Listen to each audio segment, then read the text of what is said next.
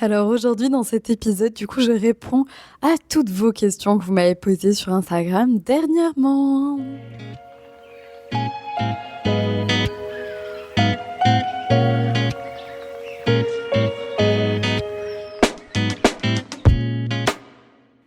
Allez, je suis trop contente du coup de vous retrouver aujourd'hui et avant de commencer l'épisode, je tenais à faire une toute petite dédicace pour Virginie qui normalement fête son anniversaire aujourd'hui, donc joyeux anniversaire Virginie, qui était en plus contente du coup que Anna ta podcast reprenne et qui m'a dit c'est trop drôle, prochain épisode le jour de mon anniversaire, et bien Virginie je te souhaite un joyeux anniversaire. Allez, donc aujourd'hui, je vais répondre à toutes vos questions parce que c'est vrai que sur Instagram, je passe beaucoup de temps à répondre à vos questions en MP, alors qu'en fait, souvent, les questions reviennent très souvent ou c'est les mêmes. Donc là, je me suis dit, je vais pouvoir répondre beaucoup plus profondément à chacune des questions et après relayer vers cet épisode de podcast quand il y a des questions qui reviennent et que j'ai déjà répondu ici. Donc je vous propose qu'on ne tarde pas trop. On commence du coup par une des premières questions qui m'a été posée. C'est est-ce que mes formations en ligne sont ouvertes aux ostéopathes? Donc pour rappel, du coup, j'ai plusieurs formations en ligne. On va détailler dès maintenant, ça va être plus simple, je pense, pour que tout le monde parle le même langage.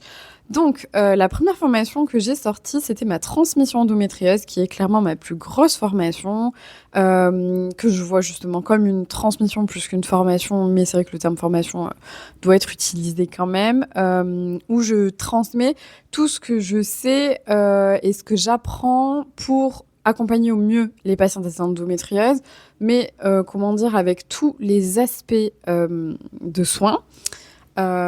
Hormis le yoga, ça on va y revenir dans une autre question, enfin hormis c'est un bien grand mot, mais en fait dans la transmission endométriose on va vraiment rentrer dans tous les détails de tout ce qui peut aider les femmes atteintes d'endométriose. Donc on parle de tout ce qui est médical bien sûr, mais on va aussi rentrer dans le détail de la phytothérapie, la médecine chinoise, la médecine ayurvédique, le côté énergétique, le côté émotionnel, le shiatsu, etc., etc. Et en fait, ensuite, il y a une deuxième formation, du coup, qui est la dernière que j'ai sortie, kinésithérapie et endométriose, où là, c'est aussi un e-learning à avancer à son rythme, où c'est vrai que dans cette formation, elle s'adresse seulement aux kinés, pour apprendre toutes les techniques de kiné qui peuvent accompagner ces patientes au mieux, mais on reste dans le champ de compétences des kinésithérapeutes. Donc c'est une super bonne formation pour refaire le point en tant que kiné sur l'endométriose, se remettre à jour aussi de toutes les connaissances scientifiques qu'on doit avoir. Donc forcément, cette formation kinésithérapie et endométriose n'est pas ouverte aux ostéopathes. J'avoue que j'y réfléchis parce que certaines personnes me posent la question, mais pour le moment, ça résonne pas. En tout cas, j'ai besoin encore de réfléchir sur ce sujet-là, parce que c'est vrai que j'ai tout tourné très kiné. Et même si je sais que kiné et ostéo, moi, je nous considère comme des cousins, faut encore que je réfléchisse. Est-ce que, du coup, vous allez en tirer bénéfice ou pas?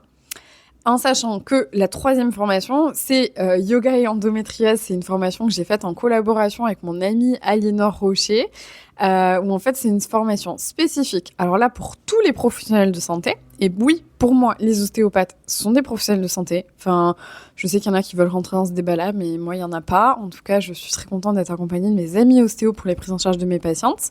Donc oui, vous en faites complètement partie pour les professionnels de santé. Et c'est aussi une formation ouverte du coup aux professeurs de yoga. On a tranché. Il y a des personnes qui en effet nous ont posé la question, qui sont dans l'univers du bien-être et qui étaient intéressées par cette formation. C'est vrai qu'avec Aliénor, du fait que ça soit un e-learning, on était plutôt, en tout cas je vais parler en mon nom aujourd'hui, frileuse d'avoir peur qu'ensuite les personnes n'aient peut-être pas les informations suffisantes pour ensuite pouvoir être complètement légitime de donner des cours de yoga aux femmes atteintes d'endométriose.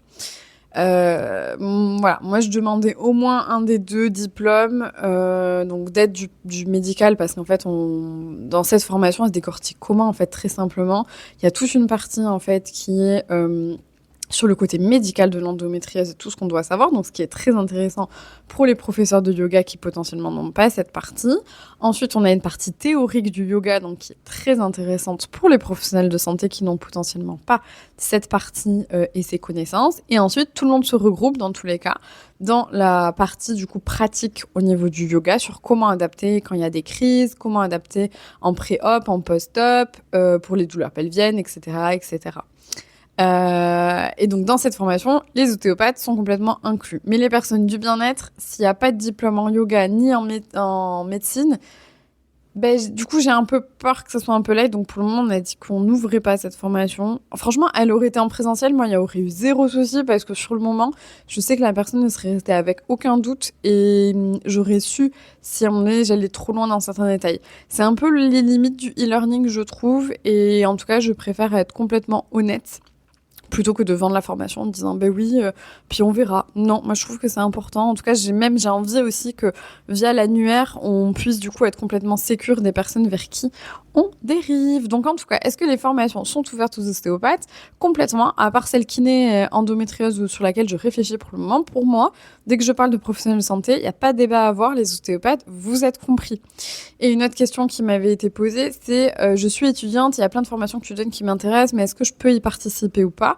N'hésite pas à me faire directement un mail, parce que c'est pareil, je propose un tarif étudiant pour ceux qui du coup seraient intéressés, parce que pour moi, ça me semble plutôt logique de contribuer à votre formation et à vous aider, parce que je sais aussi qu'en tant qu'étudiant, des fois, c'est des moments où quand on est tout jeune diplômé, qu'on vient d'être diplômé, c'est des moments où potentiellement on peut avoir le temps, mais on n'a pas toujours les finances pour avoir des formations.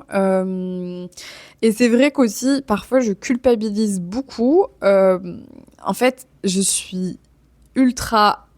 Enfin, je ne sais pas combien de demandes j'ai par semaine, mais c'est énorme pour répondre aux questionnaires de fin d'études, de kinésithérapeute, de sage-femme, etc.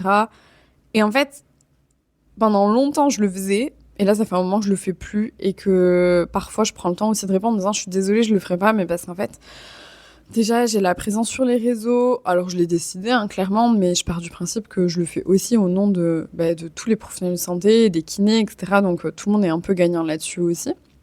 Et j'ai pris la décision de ne plus répondre à tous les questionnaires parce que sinon, je ne sais pas combien de temps par jour, par semaine, on va dire, je devrais passer à faire ça. Donc, je culpabilise un peu des fois parce que je me dis, Maïté, pense-y, quand t'étais étudiante, t'aurais été trop contente que quelqu'un réponde à ton questionnaire. En vrai, je dis ça, alors qu'en fait, c'est pas tout à fait vrai parce que, je sais pas, nous, je me suis pas souvenir qu'à la fac, on avait des questionnaires à faire remplir. Mais peut-être qu'en Espagne, c'était différent qu'en France. Peut-être que c'est ça. Mais moi, je suis sûre que j'avais pas de questionnaire à faire remplir. Mais bon, bref, ça, c'est un autre débat. Mais en tout cas, je culpabilise pas mal. Donc, en fait, il y a des tarifs étudiants. C'est vrai qu'il faut que je prenne le temps de le noter sur mon site internet. J'oublie de le faire là, mais il faut que je le note. Donc, pour les étudiants, il n'y a aucun souci. Juste faites-moi un mail. Comme ça, du coup, on voit ensemble. Et du coup, je vous fais un petit tarif, du coup, moins cher pour déjà aussi vous remercier de vouloir vous former là-dessus. Parce que je pense que je l'aurais dit à chaque épisode de podcast, c'est grave. Mais moi, mon leitmotiv, c'est vraiment de faire en sorte que dans les années qui arrivent, ça soit normal de dériver vers un kinésithérapeute quand on a de l'endométriose, et surtout qu'on puisse tomber sur n'importe quel kinésithérapeute qui soit au courant des dernières avancées sur l'endométriose et qu'on puisse en trouver un peu partout, même dans les petits patelins, etc. Ou même, du coup, même chez des kinés remplaçants aussi. Je trouve ça très cool. Donc en fait, c'est un peu mon comment dire, mon petit remerciement en fait vis-à-vis de vous. Donc vraiment, n'hésitez pas. Les étudiants, vous êtes les bienvenus. Les ostéopathes aussi. Donc voilà. Allez, on passe à une autre question parce que là, je divague. Je suis jeune diplômée et j'aimerais me spécialiser dans la santé de la femme. Pourriez-vous... Alors déjà, s'il vous plaît, tutoyez-moi. Bref, pourriez-vous peut-être me conseiller de bonnes formations à faire dans un premier temps? Déjà, oui, je précise, moi j'ai beaucoup de mal avec le vouvoiement. Par contre, je suis quelqu'un qui est très à cheval sur la politesse. J'ai hésité pendant longtemps à faire un réel sur le sujet. Et je l'ai pas fait, mais ça me titille encore, donc je verrai. Peut-être que prochainement, je le ferai. Mais il y a des personnes sur Instagram qui se permettent d'envoyer des messages. Mais moi, je trouve ça d'un manque de politesse. Parce que c'est pas un manque de respect. Mais qui te disent même pas bonjour, même pas s'il te plaît, alors qu'ils te posent une question. Alors que clairement, ça m'est arrivé dernièrement, la personne me pose une question en mode où est-ce qu'on peut s'inscrire alors que le lien est dans la story d'après. Donc s'il te plaît, ça me saoule un peu quoi. Et deuxièmement, du coup, je lui réponds quand même à cette personne en me disant bon, allez, c'est pas grave. Et donc moi, je mets les formes en disant bonjour, etc. Et ensuite, la personne me dit même pas merci pour le lien, c'est de suite ah mais non, mais en fait, je peux pas, mais si, mais ça, mais nanana, et me repose encore une autre question. Et là, j'étais là, mais en fait, enfin, c'est pas à moi Enfin, en plus, clairement, c'était sur l'AFNA. Putain, je vais dériver dans tous les sens dans cet épisode. Bon, ben voilà. De toute façon, ça sera ça dans tous les épisodes. Je vais pas m'excuser. Mince. C'est pour l'AFNA. Donc, l'AFNA, c'est cette journée qu'on va avoir sur Bordeaux le jeudi 16 octobre, si je dis pas de bêtises. En fait, autour de l'endométriose. Donc, si vous avez envie de venir, surtout, n'hésitez pas. Il y a encore des places pour les ateliers kiné. C'est trop cool. Et en fait, cette personne me demandait justement, ouais, comment on fait pour s'inscrire, c'est quand, quelle heure et tout. J'étais là, putain, mais va voir le truc en ligne. Et puis même, en plus de ça, déjà, il y a le lien dans la story juste après que j'avais fait, et c'est écrit en description. Donc, c'est vraiment, t'as pas envie d'aller chercher, quoi. Et après, la personne me disait, ouais, est-ce que ça va être en replay? J'étais là, mais en fait, encore une fois, je suis pas l'assistante de l'AFNA, en fait. Déjà, j'ai fait une story pour le mettre en avant. Enfin, c'est bon, quoi. Mais bref, je disais, du coup, les personnes, vraiment, les bonjours, s'il vous plaît. Moi, je suis très attachée à la politesse. Par contre, vous avez le droit de me tutoyer. Parce qu'au contraire, mais vous voyez, je suis toujours très mal à l'aise. Je suis personne, non, je suis juste une petite kiné qu'en fait, vous pouvez tutoyer. Surtout quand on est confrères et consoeurs, quoi. S'il vous plaît, tutoyez-moi. Bref, tout ça pour ça. Donc maintenant, vous saurez, je suis assez attachée à la politesse. Et c'est vrai que Maïté, j'en profite aussi. Normalement, il n'y a pas d'accent. Bon, je sais que les correcteurs, souvent, vous les mettent. Donc, je passe. Mais vraiment, c'est M-A-I-T-E. Zéro accent nulle part. Voilà. Tout ça pour dire. Donc, tu es jeune diplômée et du coup, tu aimerais te spécialiser dans la santé de la femme. Qu'est-ce que je te conseillerais comme bonne formation à faire dans un premier temps? Alors, en fait, c'est une question qui m'est posée tellement souvent, à laquelle je suis très chiante, dans le sens où, en fait, je ne sais pas, ça dépend ce que toi, tu veux faire, de ce qui t'attire. Et surtout, je ne suis personne, dans le sens où je n'ai pas fait toutes les formations. Donc, c'est toujours très difficile d'avoir un avis, d'être objectif sur ce qu'on dit. Même si je repense à Marina, mon amie psy, qui me dirait tout le temps, Maïté, l'objectivité, ça n'existe quasiment pas. Je suis là, ouais, mais bon, bref. Pour moi, il y a quand même des personnes qui sont plus objectives que d'autres dans certaines situations. Donc en fait, c'est difficile, ça dépend en fait ce que tu recherches. Après, en périnéo, en plus, je l'ai déjà dit dans un autre épisode de podcast. Honnêtement, moi, la première formation que j'ai faite en périnéo, j'ai décidé de pas citer l'école dans laquelle je l'ai faite. Mais j'étais fortement déçue et outrée par le comportement du formateur en question. Ça m'a mis extrêmement mal à l'aise. C'était des valeurs que je ne partageais absolument pas sur la rééducation périnéale. Et en plus de ça, après ça, c'est potentiellement peut-être ma faute. En tout cas, je ne sais pas. Je n'ai rien appris dans cette formation. J'attendais beaucoup de la partie pratique qui finalement m'a tordu le bide plus qu'autre chose parce qu'il y avait zéro consentement. Zéro respect pour les femmes qui venaient. Les femmes même qui venaient n'avaient même pas conscience du fait que on n'était pas dans un truc sécure du tout pour moi. On nous disait qu'il fallait faire signer des consentements éclairés parce que du coup maintenant les femmes se rebellent. Non. En fait, c'est pas une question de rebelle, c'est une question de professionnalisme. Et derrière, c'est pareil, j'ai entendu la phrase, alors là, c'était pas du formateur, c'était d'une autre élève, que, de toute façon, les femmes, si elles viennent en rééducation et qu'elles savent pas qu'elles vont avoir un toucher vaginal, au bout d'un moment, qu'est-ce qu'elles font là, quoi? Et moi, j'étais là, mais non, les femmes, elles ont le droit de pas savoir, parce que peut-être qu'on leur a pas expliqué, parce qu'en fait, les 3 quarts des femmes, elles savent pas ce que c'est le périnée, donc peut-être qu'elles ne savent pas qu'en effet, un des seuls accès qu'on a au périnée, c'est en interne. Et notre rôle, en tant que professionnel de santé, c'est de faire un cadre sécure et de tout expliquer à nos patientes. Voilà. Mais après, je vais arrêter sur ce sujet parce que je vais m'énerver. Donc en fait, cette première formation, j'ai été fortement déçue. Je sortais en plus mes études de kiné en Espagne, et du coup, je me suis rendu compte que contrairement à ce que j'avais pensé, finalement, j'avais vu une assez bonne formation en périnéo, parce qu'en fait, en théorie, je n'ai rien appris et j'attendais énormément de la pratique pour me sentir plus sûre de moi pour prendre en charge ces patientes-là. Et en fait, finalement, non, c'était nul, vraiment. Enfin, c'était pas cool. Et après, voilà, les formations, c'est toujours dur de dire ce que tu peux en retirer, parce qu'en fait, moi, je pense, j'ai au départ fait comme beaucoup de monde, c'est-à-dire enchaîner les formations. Enchaîner les formations en me disant, voilà, j'ai plein de choses à apprendre, je sais rien, etc. Bon, en vrai, on oublie quand même qu'avec notre formation de base, on a des très bonnes bases, je trouve. Et qu'en fait, il faut aussi être honnête envers soi-même et envers les patientes, des fois en disant que, de tous les cas, tu peux être surformé, tu peux avoir 70 piges, qu'en fait, ça se trouve, il y a des choses que tu ne sauras toujours pas. Et il y a des patients qu'on n'arrive toujours pas à soulager aussi. Hein, donc, voilà, pour moi, je pense que le cadre doit être déjà bien. Et en fait, au départ, j'ai enchaîné beaucoup trop les formations. Et en fait, je me laissais même pas le temps d'intégrer les formations comme il fallait. Et puis, il y avait des formations, en fait, j'apprenais des choses. Mais du coup, quand on me posait des questions, ou qu'on disait, ouais, vous avez des questions sur les cas cliniques, ben j'en avais pas, parce que j'avais pas été confrontée à ces cas cliniques. Donc je trouvais qu'en fait, finalement, je me retrouvais à payer des formations, ou alors à utiliser mes crédits DPC, FIPL, etc. Mais en fait, pour même pas en retirer beaucoup de choses. En théorie, on tirait beaucoup de choses, mais au niveau pratique et application d'un cabinet, bah finalement, pas tant. Donc en fait, je peux juste dire oui, j'ai fait telle formation, mais est-ce que j'ai retiré le plein potentiel de cette formation? J'en suis pas complètement sûre. Donc souvent, un des premiers conseils que je peux donner, c'est va vers des formations qui t'attirent, qui vont répondre à des questions, mais aussi potentiellement sur lesquelles tu es en errance avec une patiente. Moi, je trouve ça tellement mieux de venir dans une formation en disant, bon voilà, moi je pense à Jacqueline, ma patiente. Désolée, à chaque fois quand je dis des noms comme ça, mais ça me fait rire. Mais Jacqueline, cette patiente, en fait, j'arrive pas parce que je suis bloquée sur ça et qu'en fait, tu peux profiter aussi de potentiellement la vision du formateur, mais aussi de tous les autres kinés sur place qui vont pouvoir aussi venir t'aider. Donc, tout ça pour dire que si c'était une formation, du coup, que tu cherchais en premier temps en périnéo, je ne saurais pas te conseiller parce que je sais pas. Après, si tu veux vraiment te lancer direct à fond, j'ai quand même des bons retours sur les formations de Julie Cantourné, qui est beaucoup très présente sur Instagram, qui donne aussi énormément de contenu au niveau story, etc. Voilà, et je crois que sa grosse formation, c'est la FAP Academy, donc c'est un budget. Mais en tout cas, j'en ai des bons retours. Donc voilà, mais c'est de suite un gros investissement. Est-ce que je vais le dire là? Oui, je pense que je vais le dire là et je parlerai avec elle et au pire, je couperai dans le montage. Après, il faut savoir qu'en périnéo, on a un projet avec ma meilleure amie kiné. Ça fait... Pouh Attends, ça fait combien de temps on en parle? Au moins 2 ans, je pense, avant qu'elle était enceinte déjà.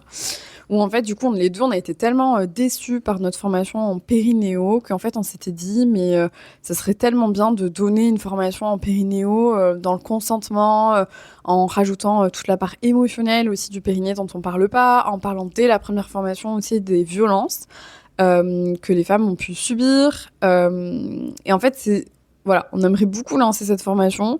On n'y est pas du tout encore pour le moment. On doit la se voir dans quelques semaines pour en reparler. Mais on aimerait bien lancer ça. Mais du coup, aucune date là-dessus. Je sais pas quand est-ce que ça verra le jour. Je ne sais pas si on le fera en e-learning ou si on passera le cap du présentiel. Parce que du coup, sur cette formation, on aimerait quand même peut-être potentiellement que ce soit en présentiel. Donc voilà. Donc en gros, quelle formation je te conseille? Difficile à dire. Par contre, si tu veux savoir les formations que j'ai faites, j'essaye de m'atteler le plus assidûment possible sur mon LinkedIn. Donc Maïté Amestoy. Amestoy, ça s'écrit A-M-E-S-T-O-Y. Où je note toutes les formations que j'ai faites. Donc déjà, ça peut donner un ordre d'idée. Et normalement, le prochain épisode qui sort, ça sera... Du coup, ces thérapeutes qui ont changé ma vie pro. Peut-être que je changerai le titre, je verrai.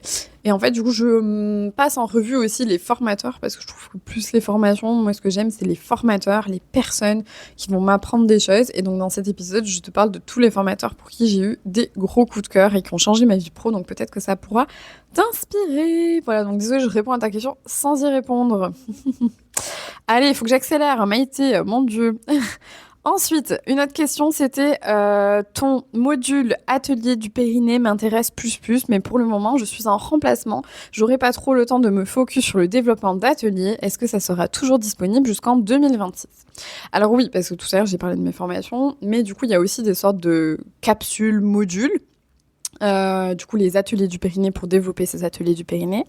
Un autre, du coup, qui est sur optimiser ses bilans en rééducation pelvie-périnéale, où je vous apprends comment optimiser vos bilans. Voilà, moi, j'envoie un lien à mes patientes pour qu'elles puissent répondre à un questionnaire. Comme ça, j'y ai déjà accès juste avant d'aller ouvrir la porte à ma patiente et lui dire bonjour. Comme ça me permet d'avoir une toute petite vue d'ensemble. Ça permet aussi à la patiente, je trouve, de pouvoir se poser pour répondre aux questions. Parce que moi, j'aimais pas du tout, en fait, faire des premiers rendez-vous. En fait, je pose plein de questions, là, et j'ai pas le temps de rentrer dans l'humain, en fait, tout simplement. Donc là, la patiente, elle m'a déposé ce qu'elle avait à me déposer, les termes techniques, etc.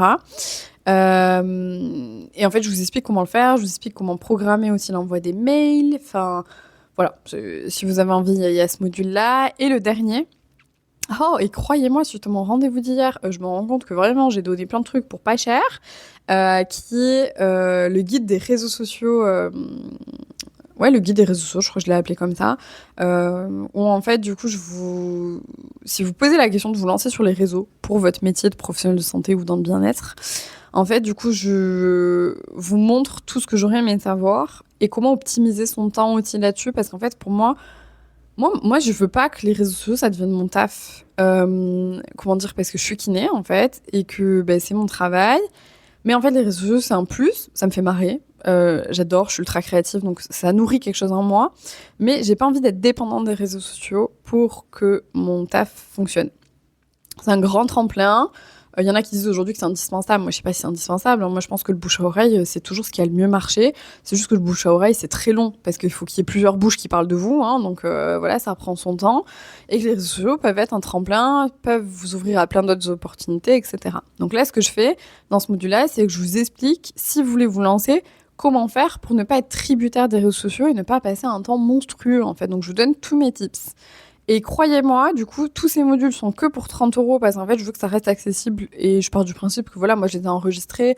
Dernièrement, j'ai fait une mise à jour sur les ateliers du périnée. Bien sûr, à chaque fois, vous avez accès aux mises à jour. Ça aussi, c'est une question qui m'a été posée, que j'avais pas notée. Mais moi, dans toutes mes formations en ligne, dès qu'il y a des mises à jour, bien sûr que vous y avez accès, que vous l'ayez payé là aujourd'hui ou il y a 3 ans. Enfin, c'est toujours accessible, vraiment.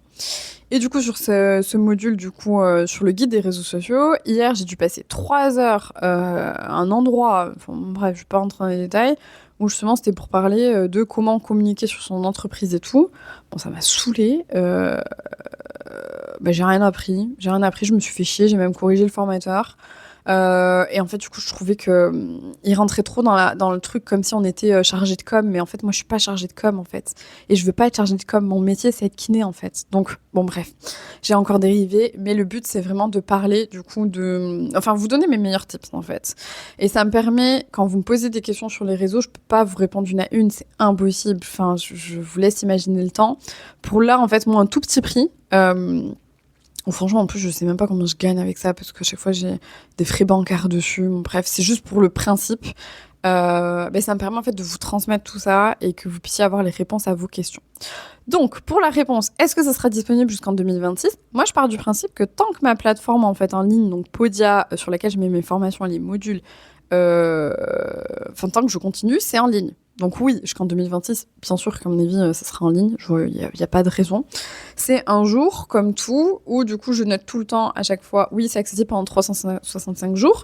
C'est quelque chose de légal que je mets pour si jamais demain, je souhaite pour X ou Y raison arrêter, et bien je sais qu'à la dernière vente, pendant 365 jours, je suis responsable du fait que vous devez toujours y avoir accès, et ensuite, c'est possible que vous n'y ayez plus accès. Mais bien sûr, si le cas échéant devait arriver, vous recevrez un mail normalement pour vous prévenir que les accès seront coupés à telle période. Parce que moi, la plateforme, je la paye tous les mois. Voilà. Donc, pas de souci, elle est disponible jusqu'en 2026. Et encore une fois, dans tous les cas, même si jamais tu voulais te sécuriser, tu pourrais complètement aussi l'acheter maintenant. Et en fait, dans tous les cas, elle est accessible. Et tant que tu n'as pas reçu de mail, c'est qu'en fait, elle est large accessible pendant minimum 1 an. Donc voilà. Mais pas de souci, c'est accessible. De toute façon, la seule formation sur laquelle il y a une ouverture et une fermeture des portes, c'est ma transmission endométriose. Parce que dans la transmission endométriose, j'aime le fait qu'on puisse tisser du lien, qu'on puisse faire des zooms ensemble, que vous puissiez un peu avancer un peu tout ensemble, mais vous puissiez aussi tisser du lien entre potentiellement thérapeutes. Donc c'est pour ça que j'ai fait des cohortes. Sinon, le reste, vous pouvez y accéder quand vous voulez. La formation yoga endométriose, kinésithérapie endométriose, vous allez sur mon site et bim, à partir du moment où vous payez, vous y avez accès directement. Donc voilà. Ensuite, prise en charge endométriose. Est-ce que le travail postural, donc transverse, stabilisateur bassin, est utile ou pas ? Bien sûr. Mais archi bien sûr. En fait, déjà, pour moi, dans tous les cas, ce qui prime toujours, prise en charge endo ou autre, c'est ton bilan et ce que tu retrouves chez ta patiente. Parce que bien sûr, si au niveau postural, elle a de l'endométriose mais qu'elle est bien au niveau postural, en fait, pourquoi tu le bosses ? Donc en fait, c'est ton bilan qui va tout guider. Mais moi, je trouve quand même que personnellement, cliniquement, chez mes patientes atteintes d'endométriose, je retrouve beaucoup de troubles posturaux. Alors là, on va rentrer en histoire de la foule à poule. Est-ce que c'est les lésions d'endométriose qui créent les troubles posturaux ? Est-ce que c'est les troubles posturaux qui, à force, favorisent certaines lésions d'endométriose ? Aucune idée, j'en sais rien. ça. Moi, de toute façon, dans l'histoire d'œuf et la poule, j'aime pas batailler parce que je pense que la réponse, on l'aura jamais. Mais bien sûr, travailler le transverse, les stabilisateurs du bassin, surtout si la patiente elle a des douleurs lombaires, des douleurs lombosacrées, des douleurs de hanche, mais carrément, même pour qu'elle puisse mieux respirer. Si elle respire mieux, il y a une meilleure vascularisation, donc on joue aussi sur l'inflammation, donc on joue aussi sur le transit. Enfin oui, bien sûr, mais encore une fois, c'est ton bilan qui prime.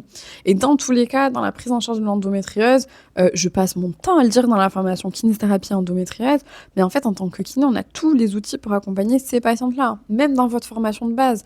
En fait, souvent, ce qui vous manque, c'est de réussir à faire le lien entre la pathologie et vos outils. Et c'est pour ça que du coup ma formation kinésithérapie endométriose, elle est cool. Parce que je vous prémâche tout le travail en fait. Je vous dis, tu vois ça, t'as pas pensé, tu peux faire ça, tchic, tchac. Comme ça, vous n'avez pas besoin de réfléchir. Donc bien sûr, ce travail postural, transverse stabilisateur du bassin, moyen fessier, bien sûr que c'est utile en fait. Donc ne pas hésiter si tu vois qu'en fait la patiente en a besoin.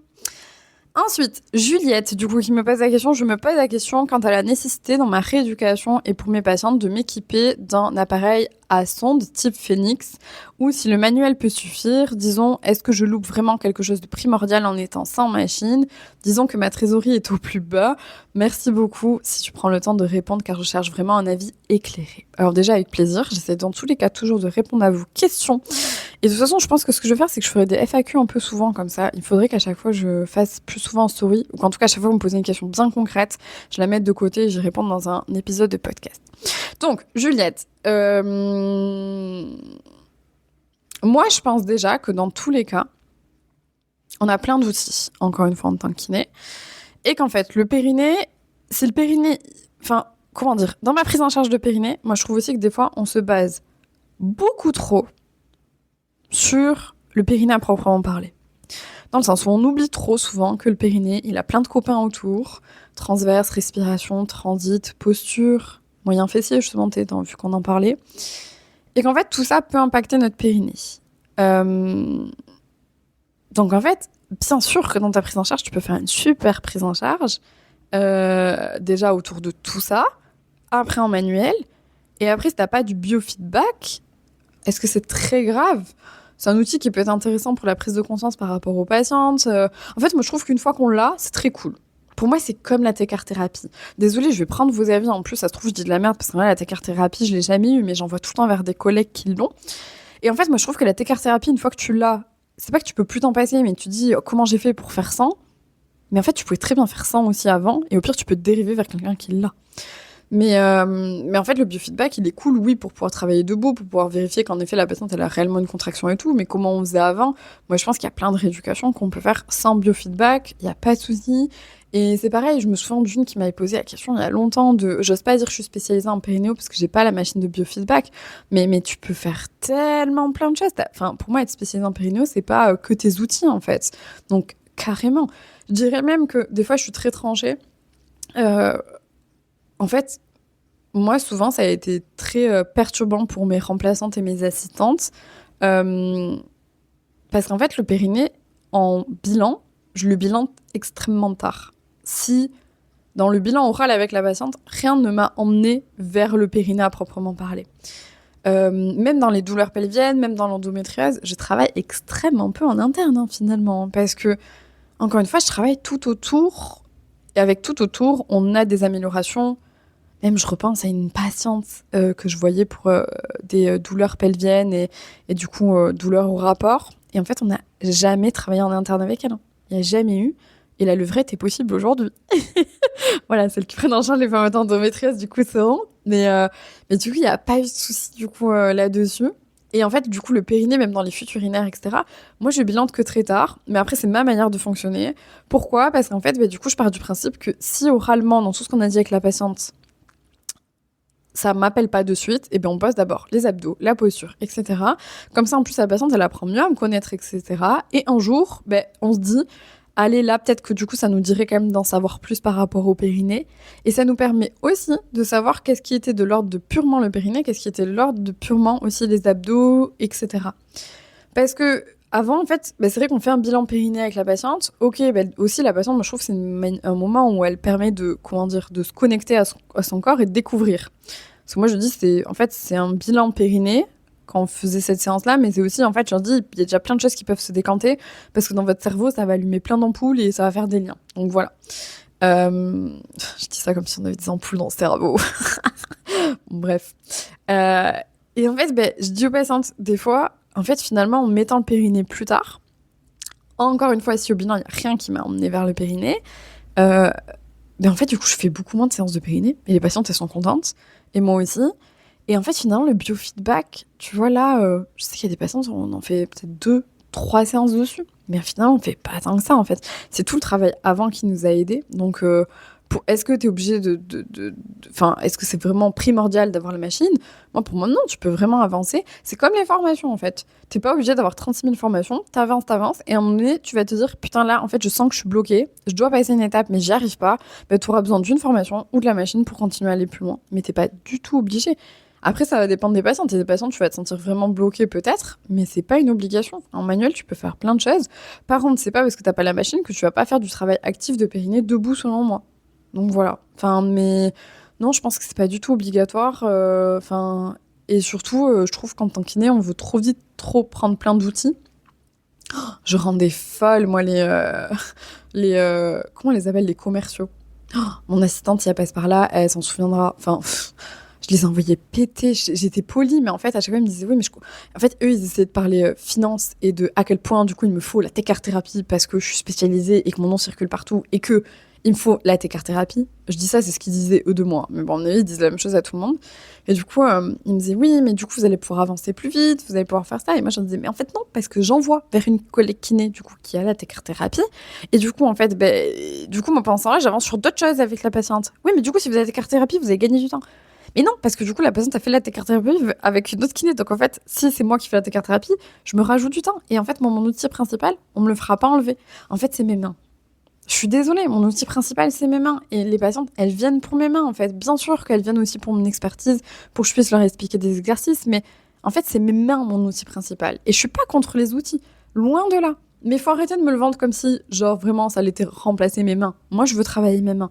Sur ça, je suis une très vieille kiné. Enfin, je dis vieille kiné, je dis ça comme si c'était des histoires de génération, mais j'ai quand même un peu l'impression qu'aujourd'hui, les jeunes générations de kinés sont très EBP, travail actif, hands-off, etc. Et je suis pas du tout contre, parce que je pense qu'au bout d'un moment, il y en a besoin. Mais je pense qu'on est aussi quand même des masseurs kinésithérapeutes et qu'en fait, moi, mes mains, tu me les enlèveras pas. Et moi, je veux travailler avec mes mains.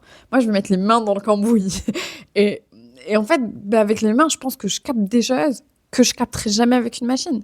Et derrière, les machines peuvent être cool.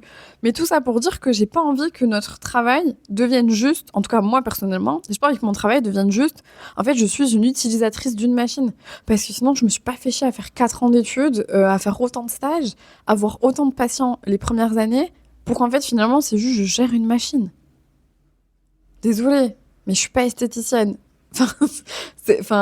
J'ai une plus-value avec mes mains, vraiment. Parce que c'est juste apprendre à utiliser une machine, mais pour moi, n'importe qui peut le faire, quoi. Donc voilà. Désolée, j'ai encore dérivé. Ce n'est que mon avis. Mais en tout cas, non, t'es pas du tout obligé là de suite de prendre de suite un biofeedback. Non, on a plein de choses à apporter à nos patientes sans les machines, avec le travail postural, etc. Mais j'ai déjà tout dit, donc je vais arrêter de radoter. Alors, ensuite, une autre question, c'était compliqué de passer de la kiné générale à une spécialisation gynécologie, des conseils. Alors déjà, moi j'aime bien préciser que je ne suis pas spécialisée en gynécologie, parce que pour moi, gynécologie, c'est comme si j'étais gynécologue. Je ne suis pas gynécologue. Je suis kinésithérapeute en rééducation périnéale, endométriose. Il y en a qui disent pelvipérinéologie, si vous voulez. C'est vrai que ça fait très pompeux. Voilà, bon, moi c'est la rééducation périnéale dans tous les sens du terme et dans le global qu'est une rééducation périnéale. Compliqué, en fait ça dépend. Encore une fois, ça dépend ce que tu cherches. Moi je pars du principe qu'on n'est pas obligé de se spécialiser. Moi ça a été important pour moi. Voilà, parce que j'avais un gros syndrome de l'imposteur et tout. Donc j'avais besoin vraiment d'être dans une spécialisation pour me sentir plus légitime, pour être au courant de ce qui se fait, avoir le temps de lire les études scientifiques. Voilà, donc moi, ça a été très personnel. Après, facile, je sais pas, compliqué dans quel sens tu le disais. En tout cas, on va partir du principe que c'est quelque chose, toi, que tu veux, parce que t'en as marre de la kiné conventionnée. En sachant qu'encore une fois, moi, aucun souci que les personnes fassent du conventionné. Pourquoi je dis conventionné ? De la kiné classique, et qu'à côté, tu fasses aussi de la périnéo. Ça fait pas de toi une moins bonne kiné, hein. Au contraire, je trouve que aujourd'hui dans la médecine, on a oublié, tout le monde en fait s'est spécialisé dans des trucs, mais on oublie qu'il nous faut des personnes qui restent générales et qui sont des chefs d'orchestre en fait, à avoir un peu plein de connaissances dans tout sans être spécialiste. En tout cas, moi, ce que je trouve très triste aujourd'hui, c'est que je trouve qu'il y a plein de médecins généralistes qui ont perdu ça. Ils sont censés être chefs d'orchestre et nous, en tant que kiné, on est des métiers dans lesquels, en fait, on est autant chef d'orchestre qu'on peut être hyper spécialisé. Mais aujourd'hui, on n'est pas obligé d'être hyper spécialisé dans quelque chose. Bon, bref, je pense que vous avez compris le message que je voulais faire passer. Mais on va visualiser que c'est un de tes choix. Est-ce que c'est compliqué ?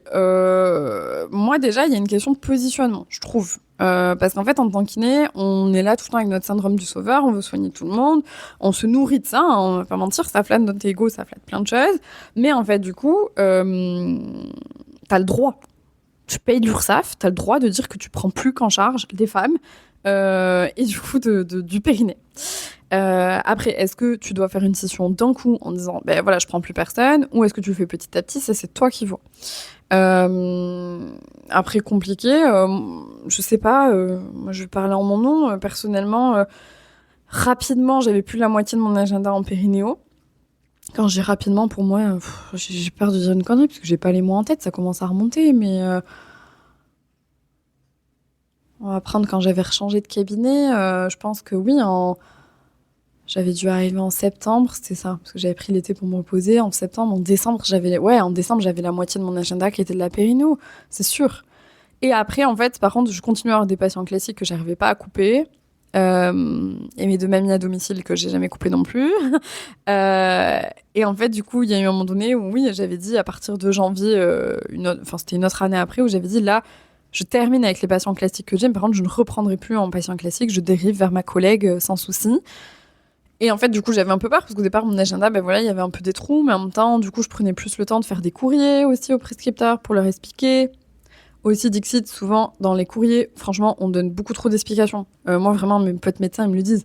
Maïté, tes premiers courriers, on comprenait rien. En fait, tu nous dis des trucs, mais nous, on ne sait pas ce que c'est. Donc, en fait, vaut mieux plus édulcorer et que ça soit court, donc facile à lire, plutôt que de rentrer trop dans les détails. En fait, les personnes ne lisent pas. Enfin, c'est comme, je pense, à un collègue kiné qui fait du vestibulaire. Moi, je comprends rien à ce qu'il fait, ça m'intéresse pas. Enfin, c'est fou. En fait, il peut me faire les bilans en me disant oui, il y a ci, il y a ça. En fait, je comprends rien. Donc, voilà, des fois, il vaut mieux vulgariser et expliquer aussi potentiellement si la patiente elle a tel symptôme qu'il faut qu'elle revienne. Mais c'est tout. Et les conseils qu'on lui a donnés, etc. Est-ce que c'est compliqué ? Voilà, moi, j'avais fait une session en me disant ben voilà, à partir de telle date, je ne prends plus.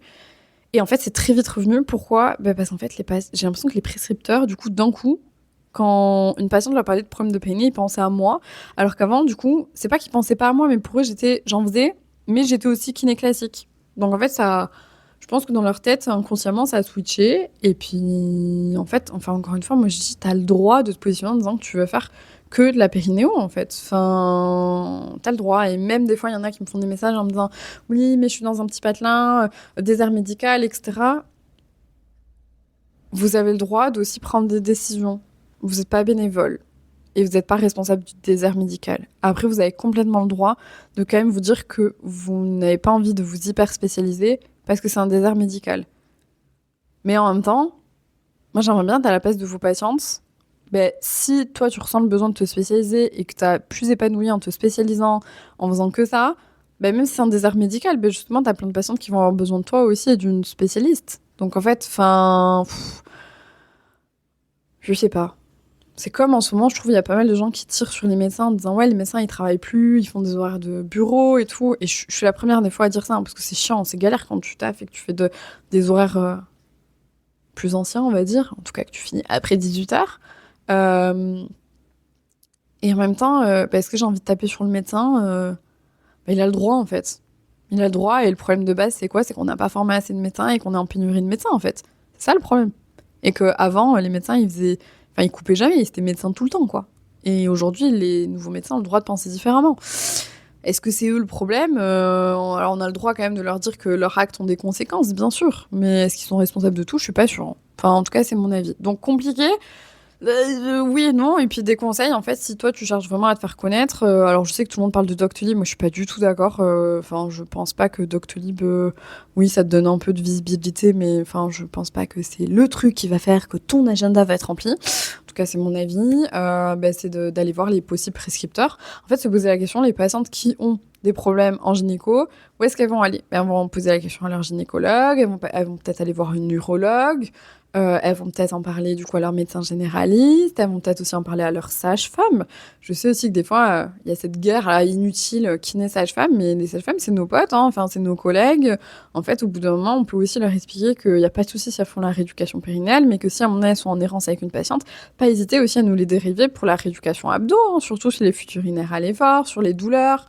Voilà, de dire, mais voilà, si on est en errance, n'hésite pas, je peux t'aider. Voilà. Et après, si elle veut la garder pour l'éducation périnéale, pas de souci. De pas hésiter aussi à aller parler aux pharmacies. On oublie trop souvent les pharmacies, mais ça fait partie du professionnel de santé. Et ils parlent beaucoup avec leurs patients, donc vraiment, ne pas hésiter du tout. Et après, est-ce que d'autres conseils là, comme ça, non. Donc voilà.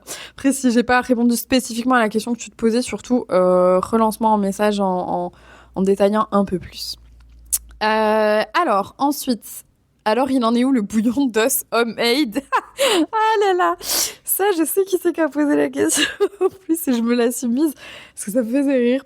Pour celles et ceux qui n'ont pas suivi, j'ai écouté un épisode de podcast de Émancipé que j'adore, c'est un épisode de podcast super intéressant de Lorraine, je crois que c'est son prénom. Et dessus, il y avait le docteur Claire. J'ose pas dire son nom de famille, donc je crois que je me trompe, mais Dr Claire qui est sur les réseaux sociaux. J'essaierai de vous le mettre en barre de description. Et du coup, elle parle. Bon, de toute façon, si vous tapez podcast émancipé, vous allez les trouver. Elle parle du coup, je sais plus si c'était équilibre hormonal ou autre. Enfin bref, trop intéressant. Et elle parle du bouillon d'os. Et le bouillon d'os, moi, il faut savoir que c'est quelque chose que j'adore manger. Je trouve ça ultra nutritif et en plus, ça fait des années que je sais que c'est très bon pour la santé. Mais, parce que bien sûr il y a un mais, en fait je l'achète. Je l'achète, j'ai de la chance au Pays Basque, on a une marque qui le fait soi-même, etc. Bon, c'est un coût, vraiment. Et en fait ça fait des années que je me dis, non mais Maïté, au bout d'un moment ça tu pourrais complètement le faire maison. Mais alors moi il faut savoir que je procrastine énormément pour me lancer à faire les choses. Par contre une fois que je suis lancée, alors là il n'y a pas de souci. Mais le plus dur, c'est de le faire. Et en fait, du coup, suite à cet épisode de podcast, j'en ai parlé en story. Une d'entre vous, du coup, on en a vachement parlé. Elle a, du coup, mis une recette sur Instagram. Qui d'autre m'a dit qu'elle le faisait elle-même? Ah, si, c'est bon. Une amie qui en a parlé. Elle m'a dit, mais Maïté, moi, j'en ai fait pendant tout mon postpartum et tout. Vraiment, c'est facile. En plus, les bouchées, ils te les donnent, les carcasses et tout. J'étais là, oui, oui. Mais sur le principe, je comprends. Vous vous posez la question pourquoi j'ai toujours pas passé le step. Parce que, en soi, ça a l'air super simple. En fait, il faut juste s'y mettre. Mais là, du coup, moi, j'avais besoin qu'on me prémâche un peu le travail. Et du coup, là, j'ai une recette, donc c'est très bien. Il faut que je me lance. Là, clairement, j'avais mes règles, donc c'était pas le moment pour me lancer. Donc, je suis partie aller en acheter parce que j'adore, encore une fois, consommer ça pendant mes règles. C'est chaud, c'est réconfortant, c'est trop bien. Et là, il faut que je me lance. Donc, où est-ce qu'il en est? Pour le moment, il n'est pas plus avancé parce que du coup, je sors de mes règles à peine. Je commence à retrouver mon énergie. Mais par contre, là, autour de mon ovulation, oui, je me lance. De toute façon, je l'ai dit en story, donc en fait, là, j'ai pas envie de passer pour une teubée qui l'a pas fait, donc je vais le faire. Donc, je vais vous partager ça en story ou dans un réel, parce que je sais qu'il y en a plusieurs qui voulaient se motiver avec moi. Comme ça, vous êtes motivés, et on va se faire des bouillons d'os, et comme ça, on sera en meilleure santé. Et du coup, si on est en postpartum un jour, on pourra aussi l'utiliser. Donc, où est-ce qu'il en est pour le moment? Il est dans mes pensées. Il est en préparation, mais il arrive bientôt. Ensuite, du coup, trop hâte d'avoir ton débriefing sur le livre Je serai maman. Ah oui, le livre du coup Je serai maman, du coup de Florence Campan, je crois que c'est ça. Qui est un livre Je serai maman, endométriose, adoption, PMA, etc. Que j'ai lu. Et bien le débriefing arrive, parce que je l'ai enregistré, il faut juste que je le monte. Justement, c'est des projets que j'ai de vous faire du coup des débriefings de livres sur l'endométriose, vous donner mon avis. Enfin, je dis sur l'endométriose, mais un peu de tout.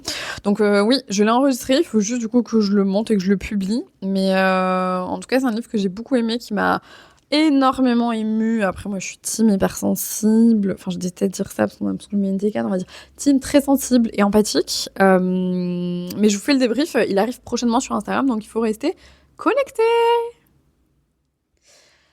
Ensuite, autre question. Quelle formation tu recommandes pour l'endométriose? Eh bien, ça va faire écho à ce que j'ai dit tout à l'heure. Suis-je objective? Je ne sais pas. Ça dépend ce que tu cherches.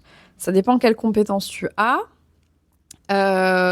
Si jamais t'es kiné et que tu veux te lancer, franchement, vraiment, même si je sais que j'ai beaucoup dit qu'on rentrait pas plus dans les détails, je l'ai un peu dénigré cette formation, mais vraiment, elle est top.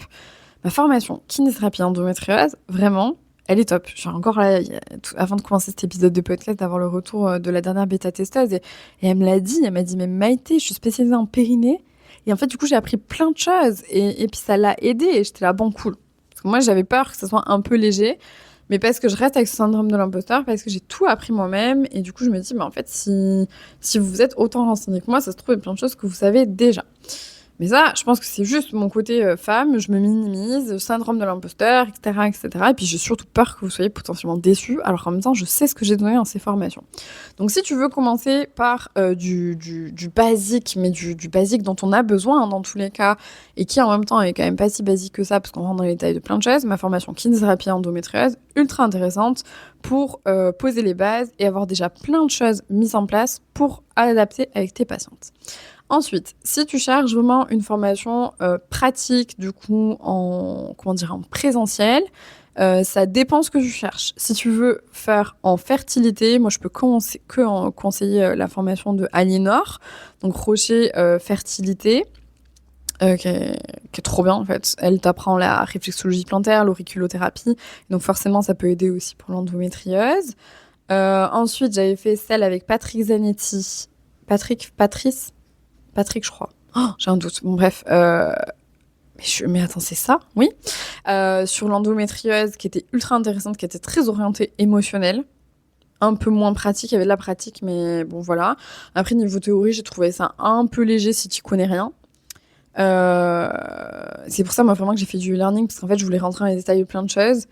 Et puis, je trouve qu'il y a plein d'outils, en fait, qui n'avaient pas été abordés dans cette formation, alors qu'on a en kiné, mais que les kinés vont pas forcément penser à l'utiliser. Voilà. Mais c'est quand même une bonne formation si tu veux allier la pratique. Et après, sinon, franchement, tout ce qui est formation en kinésithérapie viscérale, c'est un investissement que tu perdras jamais, dans le sens où en fait, tu peux l'appliquer avec tous tes patients, pas que l'endométriose. Et c'est génial, quoi.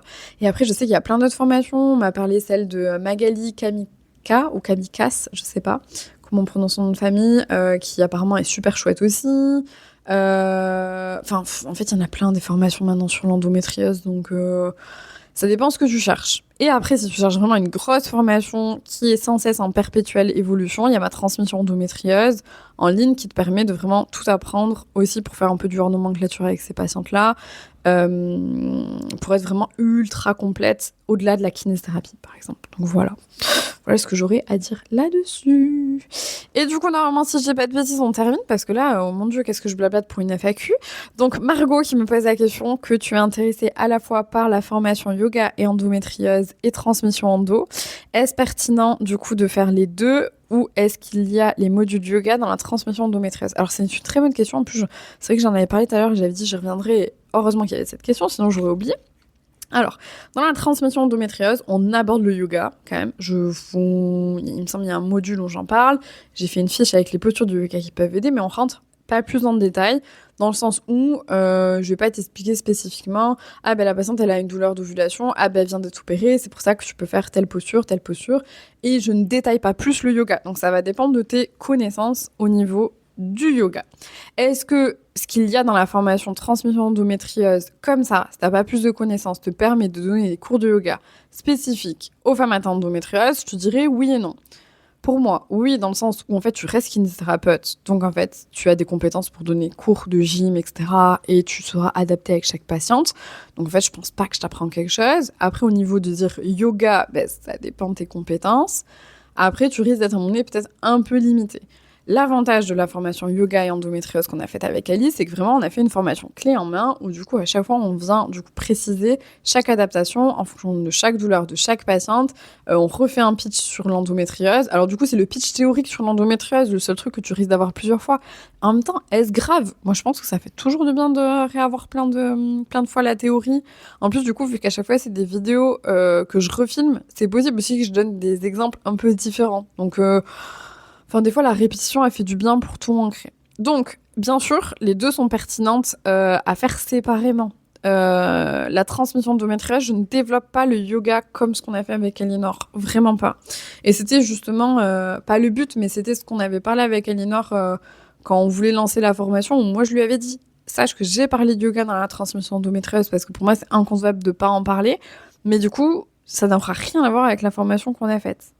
Il y a des choses en commun, mais c'est deux choses différentes. Donc j'ai envie de dire que les deux sont ultra intéressantes. Après, c'est à toi de voir par laquelle tu veux potentiellement commencer, ou tu peux lancer les deux aussi en même temps dans tous les cas. Hein. Moi, dans tous les cas, elles sont les deux accessibles minimum pendant 1 an. Mais en vrai, tant qu'elles ne sont pas fermées, elles sont là et disponibles. Hein. Donc voilà. J'espère que c'est clair. Je recheck que j'ai répondu à toutes les questions. Et bien normalement, oui. En tout cas, j'étais contente de répondre à toutes vos questions. Mon Dieu, j'aurais jamais pensé que cet épisode serait aussi long. Donc j'espère que ça vous a plu. Si vous avez d'autres questions, n'hésitez pas. J'y répondrai peut-être dans une prochaine FAQ. Si vous avez envie de réagir à ce que j'ai dit, n'hésitez pas aussi. Et du coup, on se retrouve mardi prochain déjà pour un prochain épisode, du coup, que j'ai déjà enregistré sur ces thérapeutes qui ont changé ma vie pro, qui sera un épisode un peu émotionnel aussi, parce que j'étais très contente de pouvoir parler de tout cela. Voilà, allez, je vous embrasse, passez une belle journée et à mardi prochain.